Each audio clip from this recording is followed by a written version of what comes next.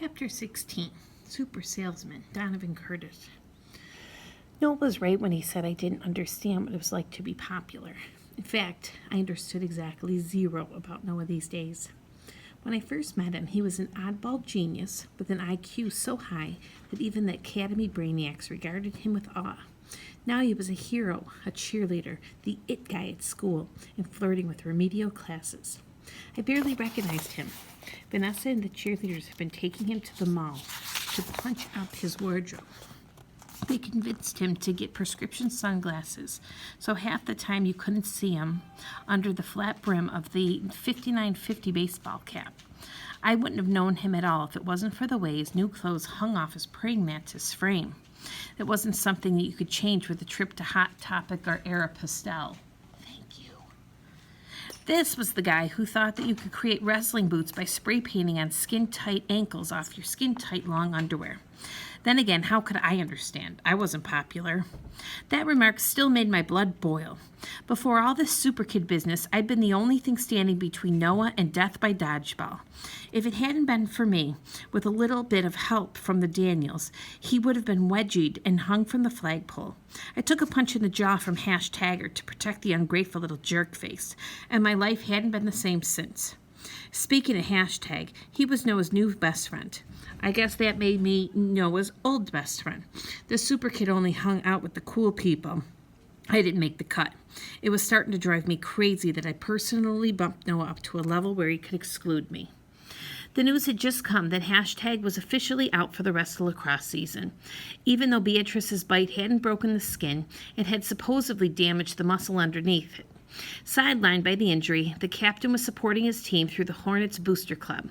If he couldn't break records on the field, he'd break records for selling more t-shirts, hats, sweatpants, and pennants than anyone had ever sold before. Whatever kids had money, the cafeteria, the book fair, the pizza place, and the strip mall next door, he'd be there, pushing his stash of Hornets stuff. His best customer were the sixth graders, who were the youngest, smallest, and most afraid to say no. And because it counted as a school fundraiser, teachers could let him get away with it. It had gotten to the point that Hashtag's foghorn voice had become an unexpected interruption to the usual lunchroom buzz. Hey, everybody, see a lot of you out there hadn't had a chance to pick up your gear yet.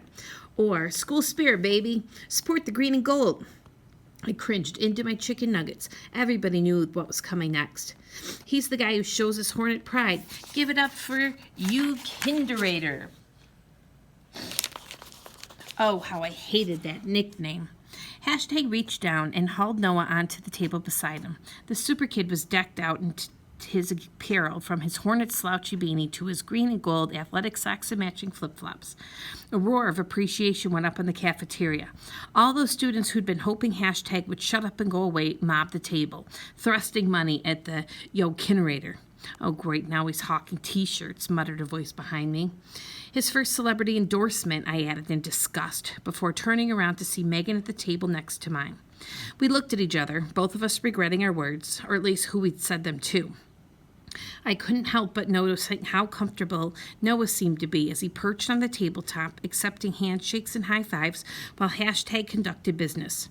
What had happened to the clumsiest kid in the world? Surely it wasn't Brad and his Marine training. Aside from a few tire flips and push-ups, all they were doing was lugging a diaper bag full of bricks around the neighborhood. It drove me nuts when my brother-in-law went on and on about the wonderfulness of the beloved Corps. But what other explanation could there be? I turned to Megan. Had his cheerleading gotten better? You must be joking, she probably spat. I shrugged. A couple of weeks ago, he would have fallen off the table and knocked himself unconscious. Now he's almost nimble. Maybe, she admitted grudgingly. He says he's taking extra lessons with this former cheerleader. Katie Patterson, I supplied. She used to be Katie Curtis. Megan's brow furrowed. Why does that name sound familiar? Well, she's my sister, for one thing. Megan shrugged it off. Yeah, well, whoever she is, she must be the Klutz Whisperer, because he's definitely better. Not that it's possible to be any worse.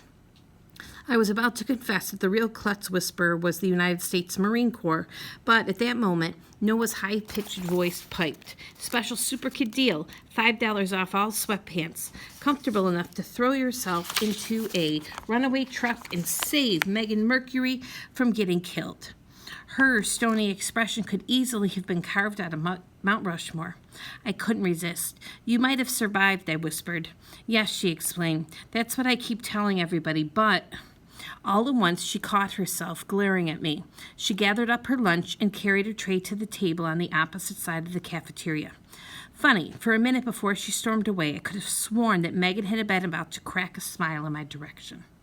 Robotics lab. Governor simulation. Take 1.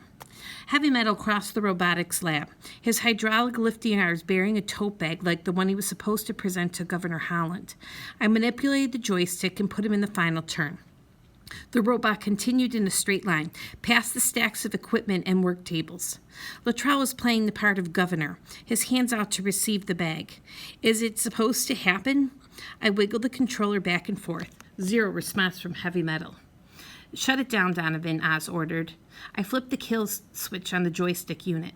Instead of stopping, the robot bumped into a desk, changed direction slightly, and rolled on toward the far side of the lab. Shut it down, Oz repeated. I'm trying. I dropped the controller and ran after the malfunctioning robot. It was faster, but Heavy Metal had a head start. I reached out for the emergency shutoff to the robot's side. A spark shot from the switch to my index finger, shocking me. I jumped back and watched as Heavy Metal smacked into the wall. The lifting forks punched matching divots into the drywall, and only the fabric of the torp bag stopped the entire body from breaking through as well. As Heavy Metal keeled over on its side, a rear flap popped open and an avalanche of golf balls rat-a-tatted onto the floor with a sound like a machine gun fire. Abigail screamed. She always took robot fails personally. Everyone converged on the scene. Noah got there first. For a moment, he actually kept his balance, dancing deftly on the side of moving golf balls. Props to Brad for his marine training. The thought had barely crossed my mind when Noah's legs flew out from under him and he went down with a crash. Okay, maybe not. I reached out a hand to steady Chloe, who was about to be next, and the two of us picked our way over to Heavy Metal. By this time, the power was off and the mechanism wheels had stopped spinning. Oz was on his hands and knees, rubbing his shoulder. The rest of the team were either scattered like 10 pins or standing frozen, afraid to take a step as the balls continued to roll, spreading like an oil slick. Why does it have to be golf balls? I complained in the horrified silence that followed. What's wrong with ping pong balls? At least when you step on one of those, they break. The answer finally made me feel stupid, which happened a lot at the academy. Ping pong balls are too light, Chloe explained. Their trajectory would be affected by air currents. It'd be impossible to calibrate the firing mechanism. Chloe and I helped out our teacher pick up the robot and set it upright. No permanent damage, Luttrell commented after getting Heavy Metal a once-over. If you don't consider the wall, Oz put in mournfully, we already have the highest budget in the whole school. This isn't going to look good on my expense report. But what went wrong? Abigail demanded. What she really meant was, whose fault was it? If it was a structural defect, that pointed to Luttrell and his team, who'd built the physical body of the robot. If it was a computer hardware problem, Abigail might be responsible. If it was software, the culprit would be Noah. And if the source of the glitch was hydraulics or pneumatics, that sounded a lot like Chloe. And if it was an operating issue, you could slap the cuffs on the dummy with the joystick. I suggested maybe the controller ran out of batteries. That happens all the time in video games. Thousands of IQ points in the room, and I was the only one who thought of that, including Oz. Well, it's easy enough to check, the teacher decided, and so we did. The batteries were perfect, and the blame game started over again.